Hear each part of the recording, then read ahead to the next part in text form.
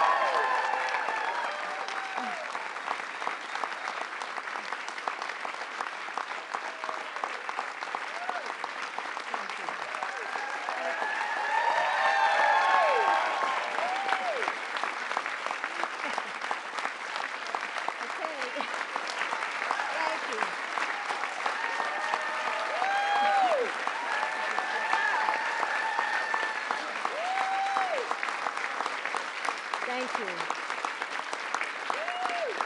Thanks. See, Javier, they all showed up for you. Oh, please sit down, please. So who knows the possibility of a dream better than those who traveled miles just to find it? I've seen it over and over again in my community college students. Immigrants and refugees, first-generation Americans who take nothing for granted. They show up, they don't complain, and they only ask for one thing in return: the chance to work hard and build a good life for themselves and for their families. That's the promise of America.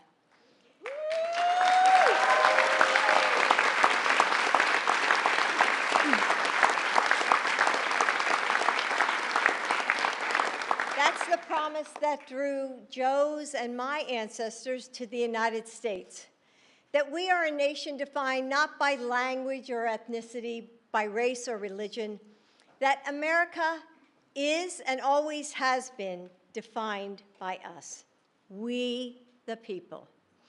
So today I want to tell you an American story.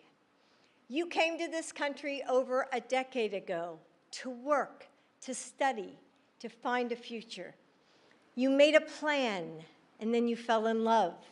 So you built a life, a home, one filled with big smiles on little faces, with laughter and skinned knees, with PTA meetings and soccer practice. You go to the school of your dreams and start a business and tutor kids in math after school. And all you want is to give your child all the possibility of the world. But hanging over you is a shadow, a missing piece of paper, the possibility that your family may not be able to stay together. It's a story that too many families all across the country live every day. Since Joe took office, we've heard from those mothers and daughters, those fathers and sons, about the agony of that shadow. So Joe is doing what he always does, leading the way with compassion and experience. Taking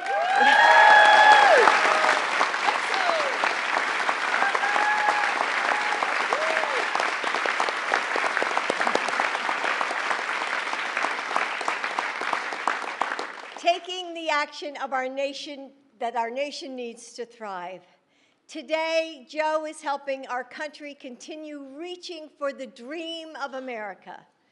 With our different backgrounds and beliefs, each of us makes our nation and remakes it in big ways and small ones. We are millions of individuals that add up to something so much bigger than any one of us. And that's what Joe is doing today for all of us.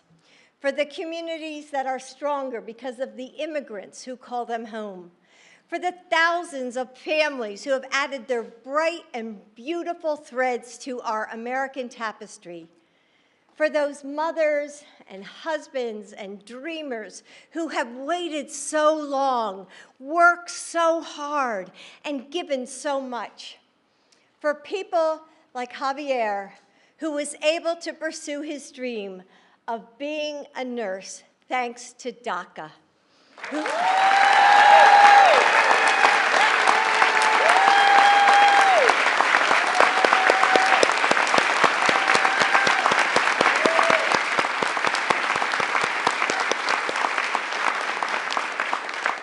Who saves lives every day, whose family needs him, and who shouldn't have to live in fear. Please help me welcome Javier Castro.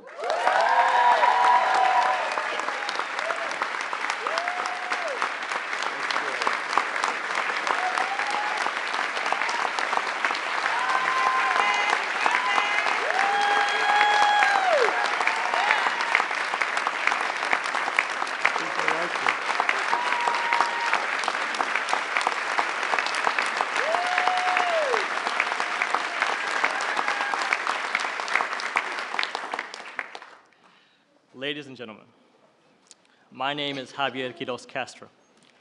My resilient parents brought me to this country to give me a chance at a better future when I was just 3 years old. I am a dreamer. Growing up undocumented was not easy. Like thousands of other immigrants, my parents endured hard labor in order to provide for the family. They are a symbol of the American dream, and they helped me with my dream, which was higher education. Now I have a beautiful wife, Haley,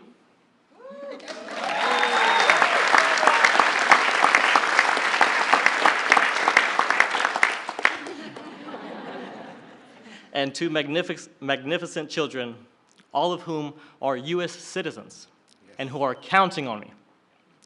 Thanks to the DACA program, by the way, created by then Vice President Biden, I was able to become a registered nurse. I have a Bachelor of Science in Nursing from Lipscomb University in Nashville, Tennessee. I now have the privilege to work for Houston Methodist, the largest, the #1 hospital system in all of Texas. Being a nurse has allowed me to give back to my community while supporting my family, especially during the pandemic. I helped take care of patients in our COVID-19 critical care unit. Saving American lives was only possible because of DACA. It allowed me to live and work and build a family in the only country I have ever known and loved. I stand before you today filled with hope and gratitude, because it is a privilege to personally thank President Biden for delivering on his promise to protect American families like mine.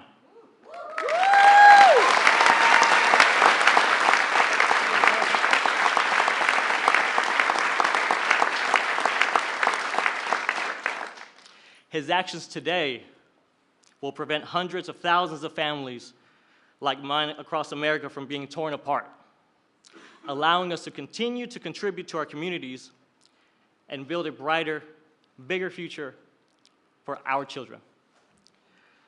It is now my great honor to introduce the President of the United States, Joe Biden.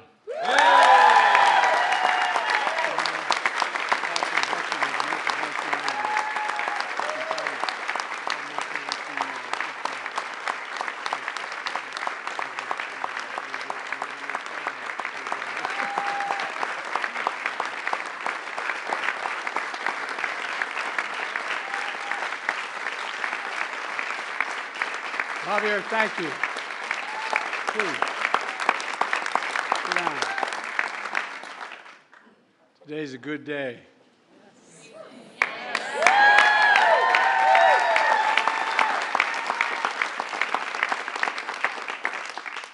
First bill I introduced when I was president, an immigration bill that included this provision, but it never got off the ground. It needed a little more help. But now, today, a significant portion of it's being passed, or being by executive order. Javier, thank you for the introduction and for sharing your family story. You know, I've often said, doctors, we've been a significant consumer of health care in my family. Spent a lot of time in hospitals and for our family. Anyway. And I always said that doctors let you live, nurses make you want to live. Not a joke.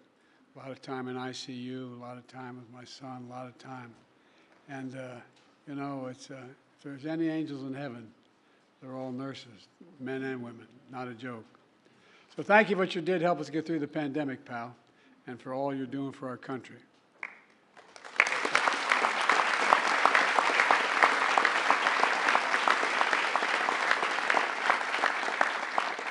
My name's Joe Biden. I'm Jill Biden's husband. Thanks to all the members of Congress and Homeland Security Secretary. I'm not sure I'm going to introduce you all the way. But all kidding aside, Secretary Mayorkas, as well as Secretary Becerra, and advocates and families for law enforcement, faith leaders, everybody's is here. 2 weeks ago, I did what Republicans in Congress refused to do. I took action to secure our border. That included restricting unlawful crossings at our southern border, making decisions on asylum more quickly, and so much more. And so far, it's working. Since we implemented my order, encounters have dropped 25% at the border, and we're seeing the lowest number we've seen in a long time. But folks, it took this step after the bipartisan agreement one of the most conservative Republican senators had helped work through in over a 4 or 5 week period, the strongest bipartisan security agreement that's ever been seen. But we were about to move forward when Republicans walked away from the deal for the most pathetic and petty of reasons. Donald Trump got on the phone literally and started, and the press can confirm this, and calling senators saying, don't go ahead and do this. Don't support this legislation that had bipartisan support. And when you ask why, he said it would hurt him politically and help me instead. So much for Republicans caring about the border. I also know many people in this room also had concerns about the steps I'd taken. I heard and respected from many of you and many people behind me of the concerns you felt as President I had to take these actions. Every nation must secure its border. It's just that simple. And if Trump and the Republicans wouldn't do it, working with me, then I would do it on my own, and I did. At the time I took these steps to secure the border, I also said that I would move to fix problems that made our immigration system unfair, unjust, and provisions that simply made it no sense at all. Specifically, steps that will be good for dreamers, married couples, and for Americans. That's why we're here today. A few days ago, we marked the 12th anniversary of taking care of dreamers that President Obama and I put in place. There are a few of these immigration areas that have had most positive impact and gotten more support from the American people across the board. These young people known as dreamers, Hispanics, South Asians, and more, who came to America as children, only know America as their home, have been able to live and learn out of the shadows. So many of them have graduated from high school and college and are starting families on their own, building successful careers, serving our nation in uniform, and so much more. We're a much better and stronger nation because of dreamers like Javier, who just introduced me. So today I'm announcing new measures to clarify and speed up work visas to help people, including dreamers, who have graduated from U.S. colleges and universities, landed jobs in high-demand, high-skilled professions that we need to have grow to see our economy grow. It's the right thing to do.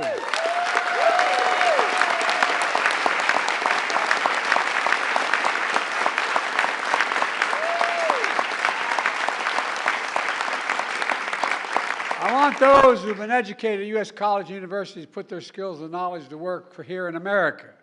I want to keep building the strongest economy in the world with the best workforce in the world. We've already created 15 million new jobs, a record. We're seeing record economic growth, a record of small business growth. And I doubt why the action we're taking today matters. If you wonder about that, just ask business leaders, ask labor leaders, ask economists, ask elected officials.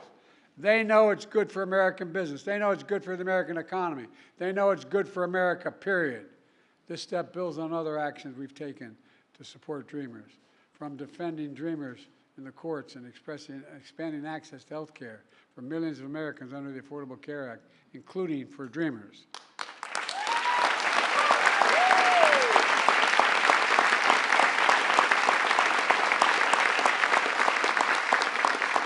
second action I'm announcing today is about keeping families together. My dad used to have an expression. He said, Joey, family is about the beginning, middle, and the end. About keeping couples together who are married, where one spouse is a U.S. citizen, the other is undocumented. They've been living in the United States for at least 10 years. These couples have been raising families, sending their kids to church and school, paying taxes, contributing to our country for 10 years or more. Matter of fact, the average time they've spent here is 23 years, people were affected today. But living in the United States all this time with fear and uncertainty. We can fix that, and that's what I'm going to do today. Fix that.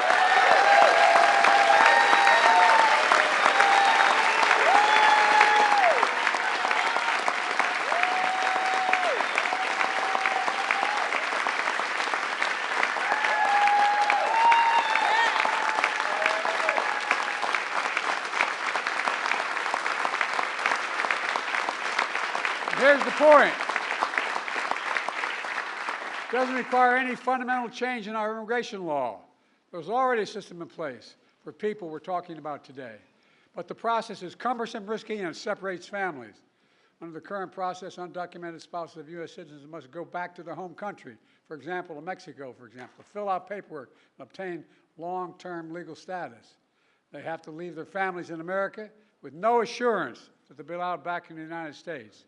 So they stay in America, but in the shadows, living in constant fear of deportation without the ability to legally work. All this, even though under the law today, they are eligible for long-term legal status.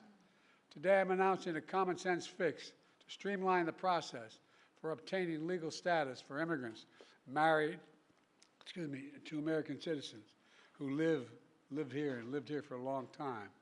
For those wives or husbands and their children who have lived in America for a decade or more but are undocumented, this action will allow them to file the paperwork for legal status in the United States, allow them to work while they remain with their families in the United States. Let's be clear, this action still requires undocumented spouses to file all required legal paperwork to remain in the United States. It requires them to pass a criminal background checks, and it doesn't apply to anyone trying to come here today. It only applies, this action is a better way. It doesn't tear families apart while requiring every undocumented spouse to fulfill their obligations under the law. Look, the action I'm announcing today will go into effect later this summer. And by the way, just as was true for the protection of dreamers, the steps I'm taking today are overwhelmingly supported by the American people, no matter what the other team says. In fact, polls show over 70% of Americans support this effort to keep families together.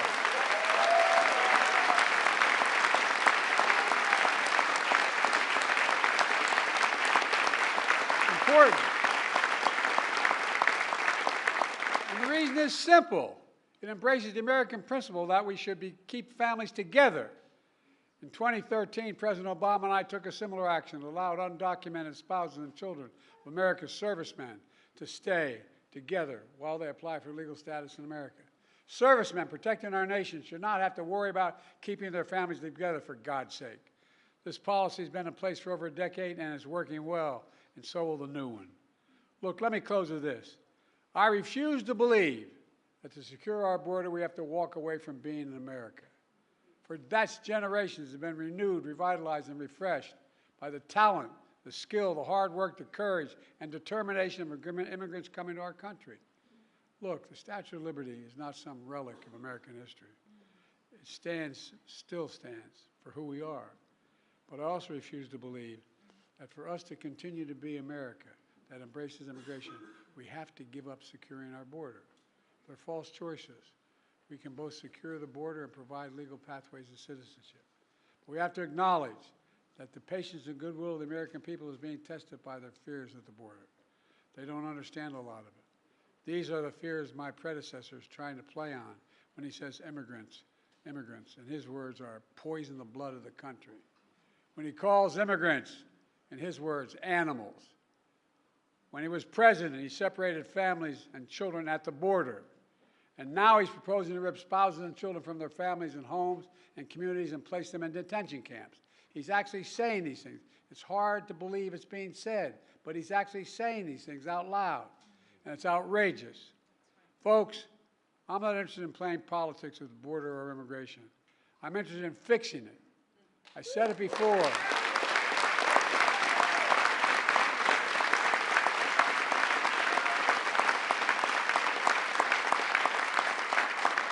I said it before, and I'll say it again today. I will work with anyone to solve these problems. That's my responsibility as president. That's our responsibility as Americans. Because the simple truth is, there's not a single damn thing we can't do if we put our minds to it. We've got to remember who in the hell we are. We're the United States of America, and nothing is beyond our capacity. We're a nation of immigrants. And that's who we are. God bless you all, and may God protect our forces. Thank you.